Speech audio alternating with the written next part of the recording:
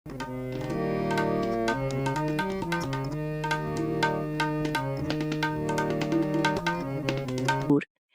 গ্রামের মেঠো পথ, সবুজ ক্ষেত আর মাটির সোঁদা গন্ধ যেন রূপকথার মতো।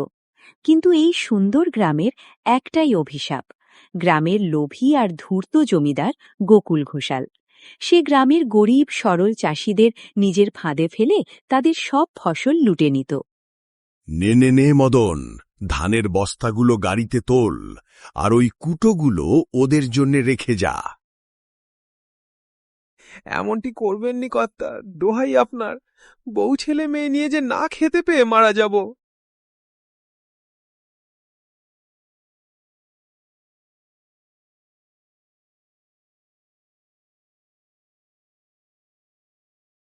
হায় হায় হায় হায় হায় হায় হায় হায়, এ আমাদের কি সর্বনাশ হলো!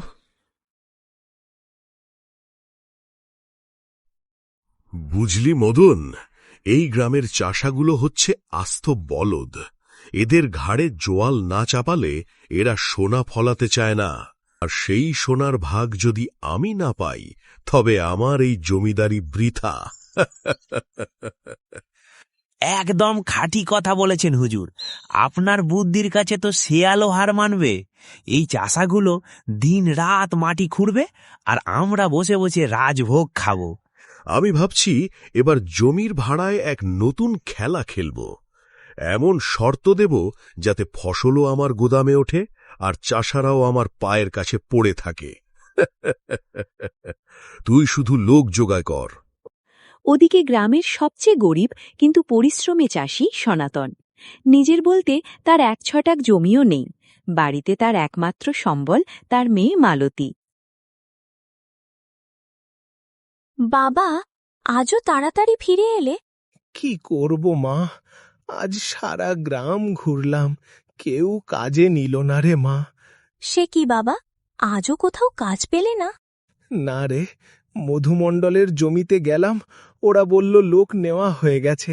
হাটে গেলাম, যদি মোট বওয়ার কাজ পাই, সেখানেও আজ মন্দা। কপালটাই আমাদের পুড়েছে রে মা। ঘরে যে আর একদানা চালও নেই বাবা। ভেবেছিলাম আজ তুমি কিছু আনলে উনুন ধরবে। আজও কি তাহলে আমাদের শুধু জল খেয়েই থাকতে হবে? আর পারছি না রে মা, আজ কাজ আছে তো কাল নেই। এমন করে আর কতদিন অনাহারে কাটাবো? তোর এই শুকনো মুখ আমি আর দেখতে পারছি না। বাপ হয়ে মেয়েকে দুমুঠো ভাত দিতে পারছি না। অমন কথা বলো না বাবা। আমি অনেক ভেবেছি, এভাবে আর অন্যের দয়ার দিকে তাকিয়ে থাকব না। আমি আজই জমিদার বাবুর কাছে যাব। জমিদার মশাইয়ের কাছে? কিন্তু বাবা, শুনেছি উনি তো খুব সুবিধের লোক নন। জানি মা, লোকটা ধূর্ত, কিন্তু এছাড়া আর পথ নেই। তার তো অনেক জমি পতিত পড়ে থাকে। আমি গিয়ে হাতে পায়ে ধরে বলবো আমাকে ১ বিঘা জমি যেন ভাগে দেয়। ফসল ফললে বেচে আগে তার জমির ভাড়া আর পাওনা মিটিয়ে দেব। তারপর যা থাকবে তাতে অন্তত আমাদের দুবেলার অন্ন তো জুটবে। নিজের হাতে চাষ করলে অন্তত উপোস করতে হবে না। তুমি যা ভালো বোঝো বাবা, কিন্তু দেখো উনি যেন আবার কোনো বিপদে না ফেলেন। পেটের জ্বালার চেয়ে বড় বিপদ আর কি হতে পারে মা? তুই একটু জল দে, খেয়েই আমি জমিদারের বাড়ির দিকে রওনা দিই। দুবেলা দুমুঠো ভাতের আশায় সনাতন বাধ্য হয়ে জমিদারের কাছে আসে একটু জমি চাইতে।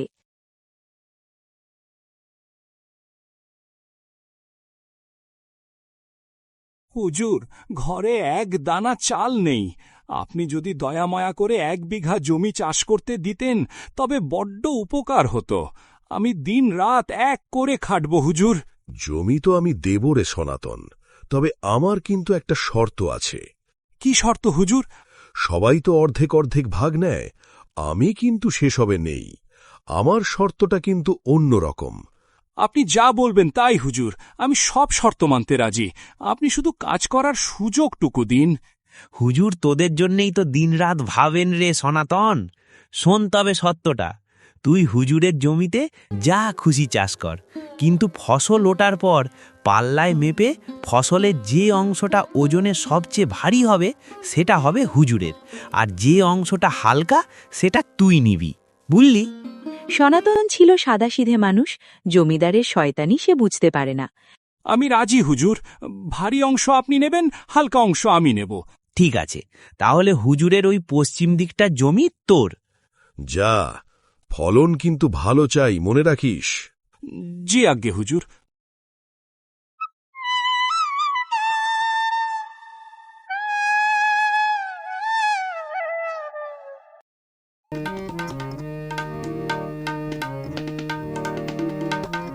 কয়েক মাস কেটে গেছে। সনাতন নিজের রক্ত জল করে জমিতে আলুর চাষ করেছে। ফলনও হয়েছে বাম্পার। মাটির নিচে বড় বড় আলু ধরেছে। সনাতনের মনে খুব আনন্দ। এবার হয়তো সংসারের কষ্ট ঘুচবে। বাবা, ও বাবা, তুমি এখনো এখানে বসে আছো? দুপুর গড়িয়ে বিকেল হতে চলল, স্নান খাওয়া করবে না? দেখ মা, একবার মাঠটার দিকে তাকিয়ে দেখ, কেমন সবুজ হয়ে আছে। আমার শরীরের ঘাম যেন গাছ হয়ে মাঠে দুলছে। মনে হচ্ছে মাটির নিচে আলুও খুব ভালো হয়েছে এবার। হ্যাঁ বাবা, গাছগুলো খুব সুন্দর হয়েছে। তুমি যে এত খেটেছ তার ফল তো পাবেই। যা মনে হচ্ছে এবার আর আমাদের কষ্ট থাকবে না রে মা। এই আলু বেচে আগে জমিদারের পাওনা মিটিয়ে দেব, তারপর যা থাকবে তাতে আমাদের বছর পার হয়ে যাবে। তোকে আর ছেঁড়া কাপড় পরতে হবে না, দুবেলা পেট ভরে ভাত খাওয়াতে পারবো। কিন্তু বাবা, আমার কেন জানি ভয় করছে। জমিদার বাবু মানুষটা সুবিধের নয়। অমন অদ্ভুত শর্ত দিলেন, ভারীটা ওনার, হালকাটা তোমার। উনি যদি কোনো প্যাচ কষেন? তুমি তো সরল মানুষ, ওনার চালচাতুরিতে যদি আবার বিপদে পড়ো? আরে পাগলি, তুই খামোখা ভয় পাচ্ছিস কেন? জমিদার বাবু বলেছেন ভারীটা ওনার। আমি তো হিসেব করে দেখেছি, এর মানে হল ফসলের ওজনের একটু বেশি ভাগটা, মানে অর্ধেকের বেশি আলু ওনাকে দিতে হবে। তাতে আমাদের খুব একটা ক্ষতি হবে না রে মা। যা বাম্পার ফলন হয়েছে ওনাকে ওনার ভারী ভাগটা বুঝিয়ে দিয়েও আমাদের যা থাকবে তাতেই আমাদের সারা বছর রাজার হালে চলে যাবে। তুই দেখিস এবার আমাদের দিন ফিরবেই। ভগবান করো তাই যেন হয় বাবা, তুমি অনেক খেটেছ।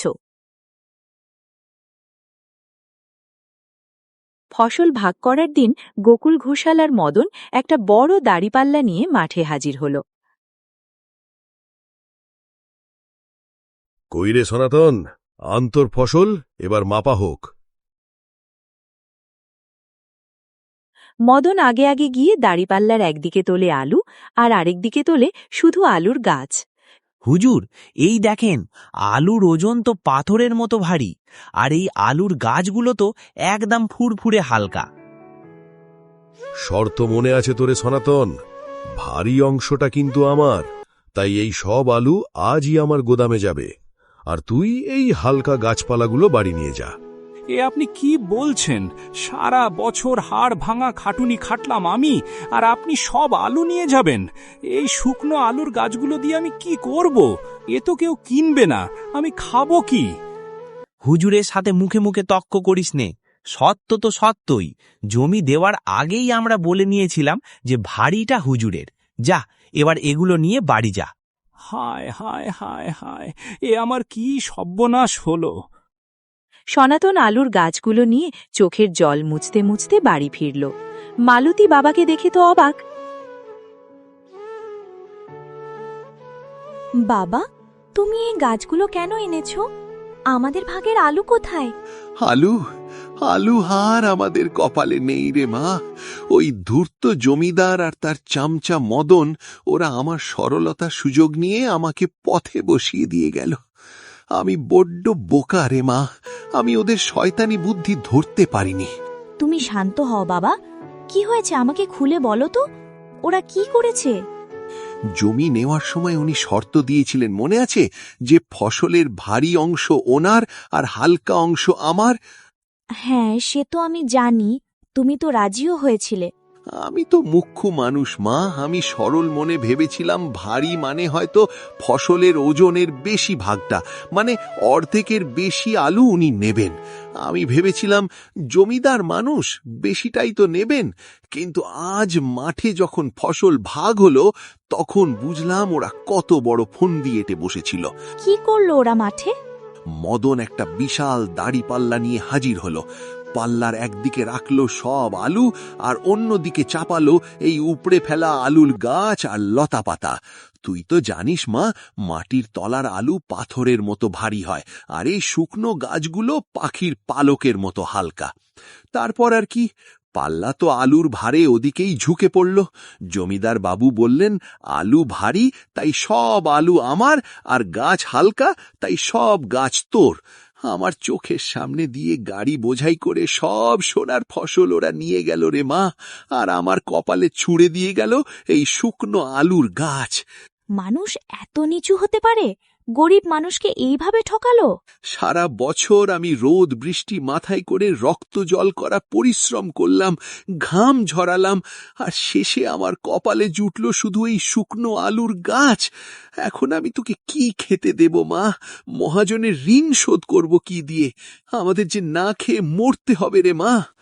ওই ধূর্ত জমিদার আমাদের সরলতার সুযোগ নিয়ে ঠকিয়েছে। তুমি কেঁদো না বাবা, ওর এই অহংকার আমি ভাঙবই। তুই কি করবি মা? ওর অনেক ক্ষমতা, ওরা আমাদের সব লুটে নেবে। তুই ওদের সঙ্গে পারবি না। টাকা আর ক্ষমতা দিয়ে বুদ্ধি কেনা যায় না বাবা। তুমি শুধু দেখো, কালই আমি জমিদারের কাছে যাব। ওর পাতা ফাঁদেই আমি ওকে কিভাবে ফেলি, তুমি শুধু দেখতে থাকো। এই চোখের জলের বদলা আমি নেবই। পরের দিন সকালে মালতী সোজা জমিদারের বাড়িতে হাজির হয়। জমিদার গোকুল ঘোষাল আর মদন তখন বসে হিসেব কষছিল। নমস্কার জমিদার বাবু, আমি চাষি সনাতনের মেয়ে মালতী। তুই সাত সকালে এখানে কেন? আগে এবারের চাষে তো আমাদের ভাগে তেমন কিছুই আসেনি। সংসারে যে বড্ড অভাব আমাদের, তাই আমি ভাবছি আর একবার যদি জমিতে চাষ করতে দিতেন তাহলে খুব উপকার হতো। তুই চাষ করবি? তা আমার শর্তের কথা জানিস তো? ভারী অংশ কিন্তু আমার। জি আজ্ঞে হুজুর, আমি আপনার ওই শর্তেই রাজি। ওজন করে যেটা ভারী হবে সেটা আপনার, আর হালকা অংশটা আমার। ঠিক আছে, মনে রাখিস কিন্তু। হ্যাঁ হুজুর, মনে রাখব। এই বলে মালতী ওখান থেকে চলে যায়। হুজুর, বাপ যেমন হেদা, মেয়েটাও দেখছি তেমনি বকা। খাটবে ও, আর লাভ হবে আমাদের।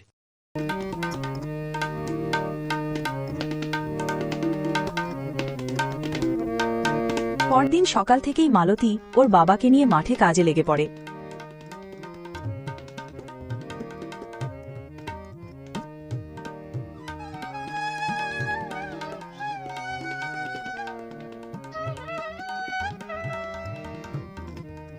মালতী জমিতে কঠোর পরিশ্রম করে ফসল ফলালো।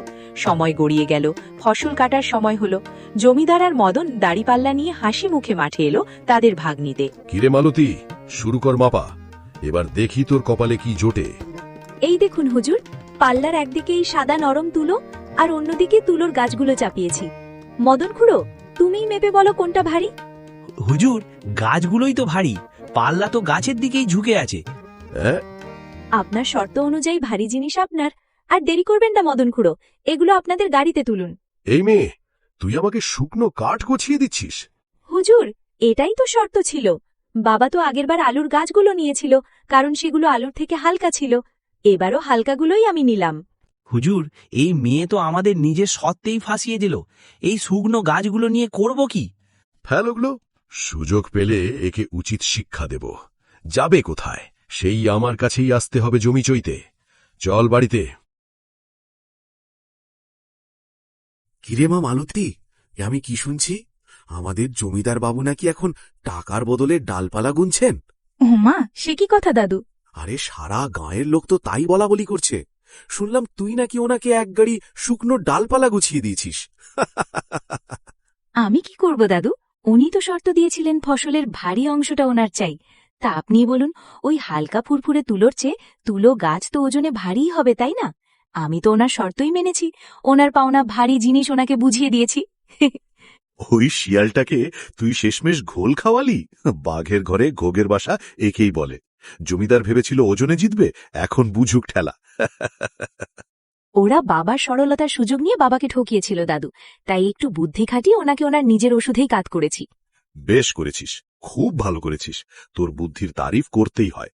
তা মা, তোর এই তুলো তো বেশ ধবধবে হয়েছে দেখছি।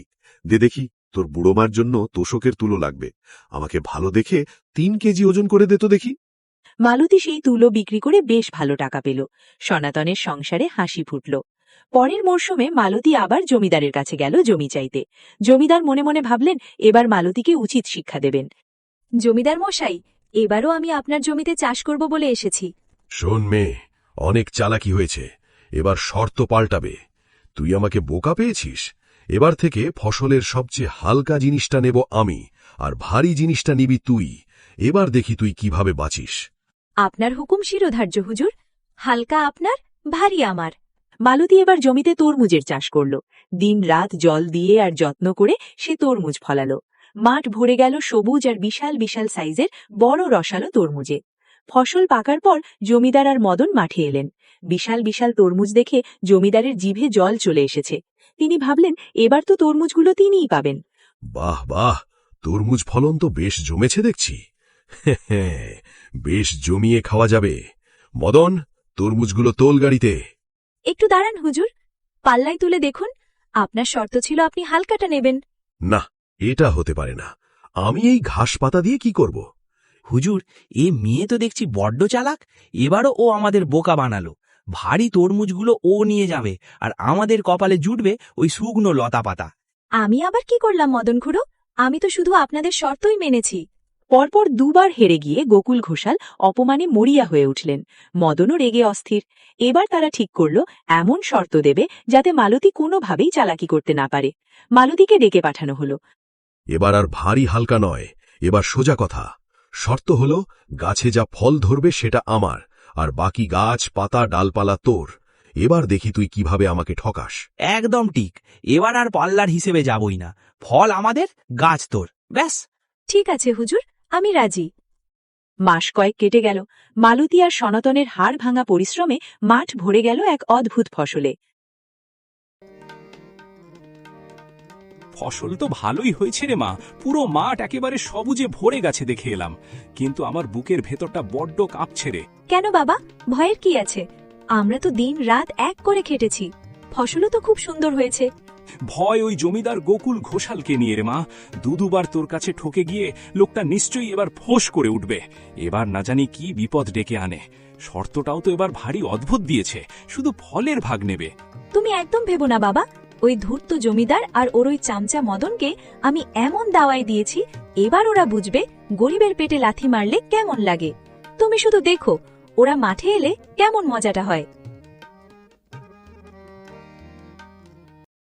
অবশেষে ফসল কাটার দিন এলো। গোকুল ঘোষাল আর তার নায়েব মদন বুক ফুলিয়ে মাঠে এলো ফলের আশায়। তারা ভাবছে এবার আর কোনো চিন্তা নেই, সব ফল তাদের গোদামে উঠবেই। আসুন হুজুর, আসুন মদন খুড়ো, আমি আপনাদের জন্যই অপেক্ষা করছিলাম।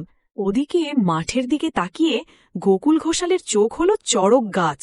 এই নিন জমিদার মশাই, ফসলের অংশ থেকে এই যে আপনার ফল। এগুলো কি?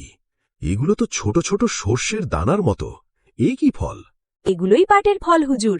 আপনি তো শুধু ফলের ভাগ চেয়েছিলেন, তাই না? এই নিন আপনার পাটের ফল। আর আপনার শর্ত অনুযায়ী এই লম্বা লম্বা পাটের কাঠি আর সোনার মতো দামি পাটের আঁশগুলো যেহেতু গাছ, তাই এগুলো আমার। সেটি রে হুজুর, আমরা তো আবার হেরে গেলাম। এই পাটের ফলের তো কোনো দামই নেই বাজারে, এটা তো কেউ কিনবেও না। জমিদার মশাই, এতদিন আপনি গ্রামের গরিব চাষিদের নিজের অহংকার আর অদ্ভুত শর্তের জালে ঠকিয়েছেন। আজ আপনার পাতা জালেই আপনি নিজে ফেসেছেন। বুদ্ধি থাকলে তবেই শর্ত দিতে হয়, শুধু ক্ষমতা দেখালে হয় না। অন্যের হক মেরে বেশি দিন বড়লোক থাকা যায় না। তুই ঠিকই বলেছিস মালতী, আমি লোভে পড়ে অন্ধ হয়ে গিয়েছিলাম। আজ তোর বুদ্ধির কাছে আমার হার হল। আমাকে তুই ক্ষমা করে দে। গোকুল ঘোষাল লজ্জিত হলেন। তিনি বুঝতে পারলেন এই সাধারণ কৃষকের মেয়ের বুদ্ধির কাছে তার সমস্ত চালাকি ব্যর্থ। মদনও নিজের ভুল বুঝতে পারল। জমিদার সনাতন আর গ্রামের সব চাষিদের কাছে ক্ষমা চাইলেন এবং তাদের ফসলের ন্যায্য অধিকার ফিরিয়ে দিলেন। রতনপুর গ্রামে আবার খুশির হাওয়া বয়ে গেল। মালতীর বুদ্ধিতে গোটা গ্রাম পেল নতুন জীবন। বন্ধুরা, এরকম মজার মজার গল্প ও ভিডিও দেখতে এখনই ভিডিওটাতে একটি লাইক ও চ্যানেলটা সাবস্ক্রাইব করে দাও। ধন্যবাদ।